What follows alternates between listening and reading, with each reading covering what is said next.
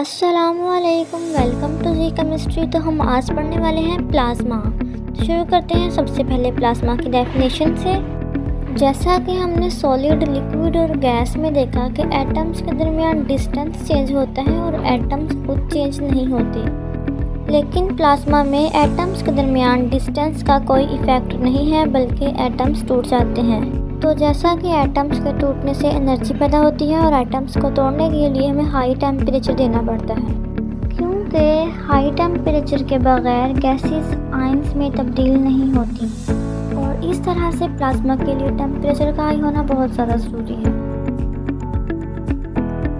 एक एटम में electron, proton और न्यूट्रॉन होते हैं। इलेक्ट्रॉन एटम के इर्द गिर्द रिवॉल्व करते हैं, और जबकि प्रोटॉन और न्यूट्रॉन एटम के दरमियान न्यूक्लियस में मौजूद होते हैं। और जब इनको हाई टेम्परेचर दिया जाता है तो इलेक्ट्रॉन्स फ्री इलेक्ट्रॉन्स बन जाते हैं, मतलब वो एटम से अलग हो जाते हैं, और इस तरह से पीछे पॉजिटिव न्यूक्लियस बच जाता है। और देखते हैं अब प्लाज्मा के कुछ एग्जाम्पल्स को, जैसा कि सबसे पहले है सन। तो जैसा कि इसका टेम्परेचर हाई होता है और इसमें तमाम एटम्स टूट के आयोनाइज्ड हो जाते हैं। इसी तरह से स्टार्स, जिनकी रोशनी बहुत ज़्यादा तेज़ होती है। इस तरह से तमाम नियॉन साइंस हैं, लाइटनिंग, चमकदार चीज़ें और मेल्टिंग मेटल्स। और इसके साथ साथ ही आसमानी बिजली या फिर लावा, जिसे हम बहुत गर्म आग कहते हैं, और इस तरह से दूसरी चमकने वाली चीज़ें जिनकी एनर्जी और रोशनी ज़्यादा तेज़ और हाई होती है, वो प्लाज्मा की एग्जाम्पल्स हैं। उनमें सारा प्लाज्मा ही मौजूद होता है। और अब देखते हैं प्लाज्मा की कंडक्टिविटी को, कि ये इलेक्ट्रिसिटी को किस तरह से इफ़ेक्ट करती है।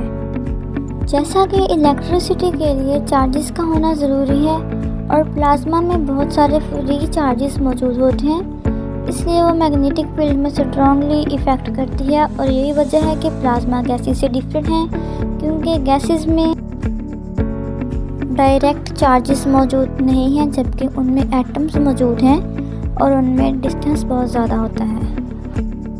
और इस तरह से प्लाज्मा इलेक्ट्रिसिटी के गुड कंडक्टर्स हैं, जबकि गैसेस बैड और पुअर कंडक्टर्स हैं। अगर आपको इस टॉपिक में से कुछ समझ नहीं आ रहा या कोई कंसेप्ट मुश्किल लग रहा हो, तो आप मुझे कमेंट में क्वेश्चन कर सकते हैं।